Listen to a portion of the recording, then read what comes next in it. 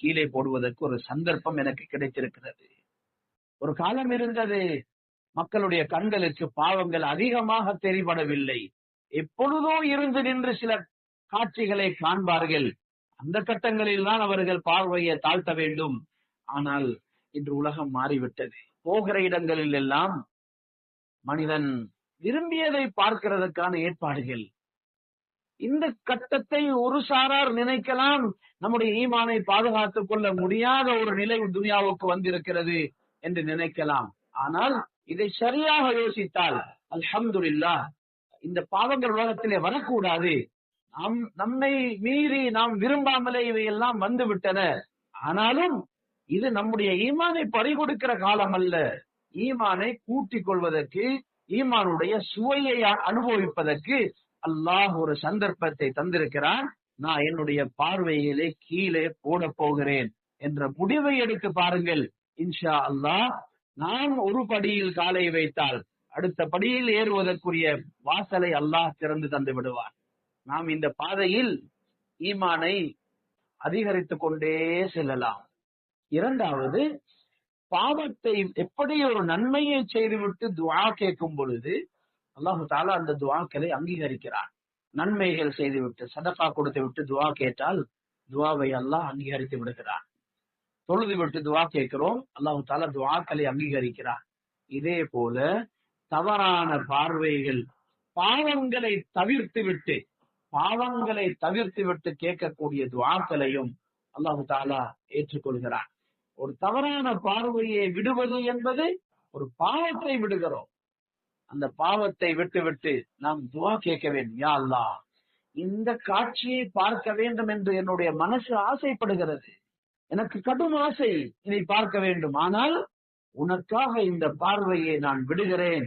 இதற்கு பகரமாக நீ எனக்கு இன்ன தேவையை பூர்த்தி செய்து தர வேண்டும், எனக்கு இதை தர வேண்டும், அதை தர வேண்டும், எனக்கு ஆகிரத்தில் சொர்க்கத்தை பார்க்கிற சந்தர்ப்பத்தை தர வேண்டும் என்றெல்லாம் அல்லாஹ்விடத்திலே நாம் துஆ கேட்க ஆரம்பிக்கலாம். இதை செய்து பார்த்தால் இதில் இருக்கிற இன்பம் தெரியும். இதனுடைய நிறைய ஹைர்களை நாம் இன்ஷா அல்லாஹ் அடைந்து கொள்ளலாம். எப்பொழுதெல்லாம் இப்படியான சந்தர்ப்பங்கள் வருகிறதோ பார்வையை தாழ்த்தி கொண்டு அல்லாஹ்விடத்திலே துஆ கேட்போம். இப்னுல் கையிம் ரஹ்மத்துல்லாஹி அலைஹி அவர்கள் பார்வைகளை கட்டுப்படுத்த தவறக்கூடியவர்கள், கெட்ட பார்வைகளை அதிகம் பார்க்கிறவர்கள், கெட்டவைகளை பார்க்கும் பொழுது பார்வைகளை தாழ்த்த தவறுகிறவர்களுக்கு வரக்கூடிய நஷ்டங்களை பட்டியலிடுகிறார்கள். அவர்கள் சொல்லக்கூடிய ஒரு சில விஷயங்களை இங்கு நான் ஞாபகப்படுத்துகிறேன். சொல்கிறார்கள், யார் தம்முடைய பார்வைகளை கட்டுப்பாடு இல்லாமல் மேய விடுவார்களோ, கண்டதையெல்லாம் விரும்பியதையெல்லாம் பார்க்க விட்டு விடுவார்களோ, அவர்களுக்கு அல்லாஹு தஆலா தொடரான நிரந்தரமான கவலையை சாட்டி விடுவார். அந்த கவலை உள்ளத்தை விட்டு போகவே மாட்டாது. எப்பொழுதும் ஒரு காரணமில்லாத கவலை, கை சேதம் இருந்து கொண்டே இருக்கும். சந்தோஷம் இல்லை. இந்த உலகத்துக்கு ஏற்பட்டிருக்கிற ஒரு பயங்கரமான நோய் இது. யாரை பார்த்தாலும் அவர்களுக்கு சந்தோஷமாக இருப்பதற்குரிய எல்லா சாமான்களும் இருக்கின்றன, எல்லாமே இருக்கிறது. ஆனால் சந்தோஷம் மட்டுமில்லை, வாழ்க்கையில் கவலை. சொல்கிறார்கள், நிரந்தரமான கவலையை அல்லாஹு தஆலா சாட்டி விடுகிறார்.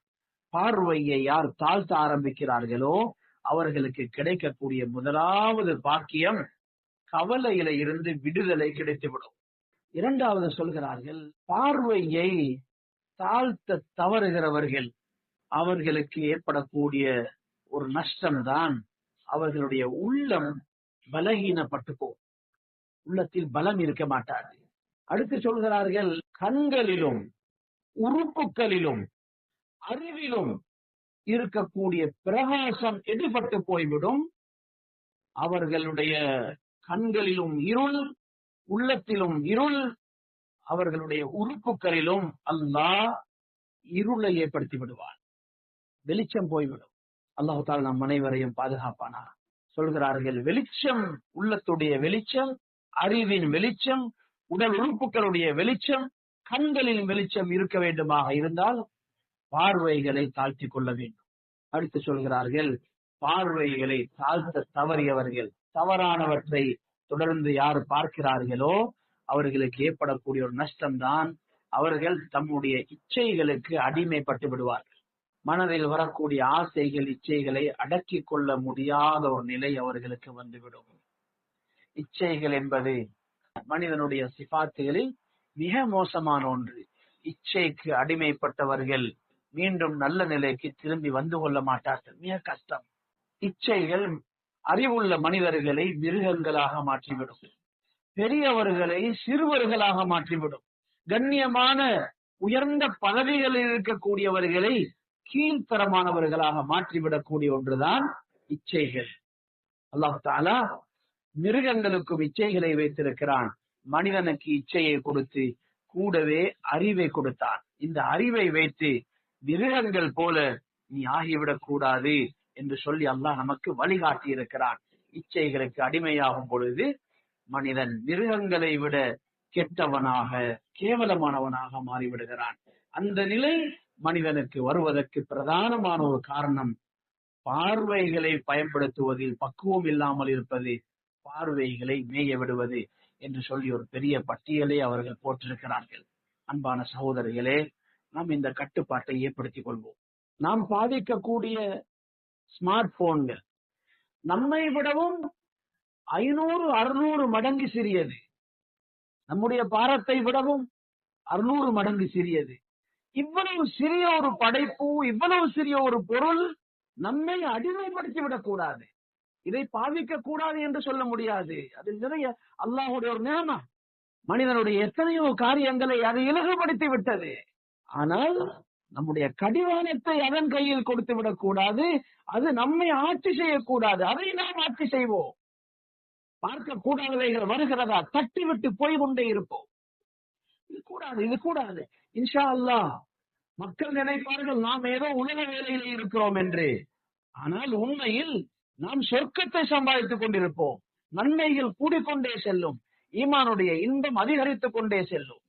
தனிமைகள் இருக்கும் பொழுது அப்படிப்பட்ட எண்ணங்கள் வந்துவிட்டால், உணர்வுகள் வந்துவிட்டால், மனிதன் முதலாவது செய்ய வேண்டிய வேலை அந்த இடத்தில் இருந்து தன்னுடைய உடலை வேறு இடத்துக்கு மாற்றிவிட வேண்டும். எந்த இடத்தில் மனிதனுடைய உணர்வுகள், கெட்ட உணர்வுகள் வர ஆரம்பிக்கிறதோ, மனிதன் செய்ய வேண்டிய முதல் முயற்சி இடத்தை மாற்றிவிட வேண்டும். நபி ஸல்லல்லாஹு அலைஹி வஸல்லம் அவர்கள் சொன்னார்கள், கெட்ட கனவு ஒன்று கண்டால், கெட்ட கனவு கண்டால் என்ன செய்ய வேண்டும் என்று கூட நமக்கு சொல்லி தரப்பட்டிருக்கிறது. அதிலே ஒன்றுதான்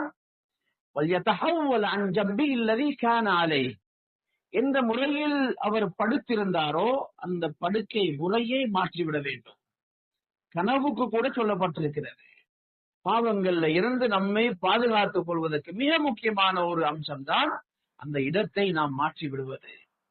என்ன எல்லாம் முயற்சிகள் செய்து, நம்முடைய நஃப்ஸுடன் போராட்டங்கள் செய்து இந்த பக்குவத்தை ஏற்படுத்திக் கொள்ள முடியுமோ அந்த பக்குவத்தை நாம் ஏற்படுத்திக் கொள்வோம். இன்ஷா அல்லாஹ் நாம் உலகத்தில் பார்த்ததை விடவும், உலகத்தில் பார்க்க முடியுமானதை விடவும் மிக பெரும் இன்பங்களை அல்லாஹு தஆலா சொர்க்கத்தில் பார்ப்பதற்கும், சுவைப்பதற்கும், அனுபவிப்பதற்கும் படைத்து வைத்திருக்கிறான்.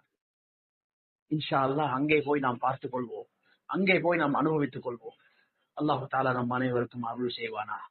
யா அல்லாஹ், நம்முடைய பாவங்களை மன்னிப்பாயா.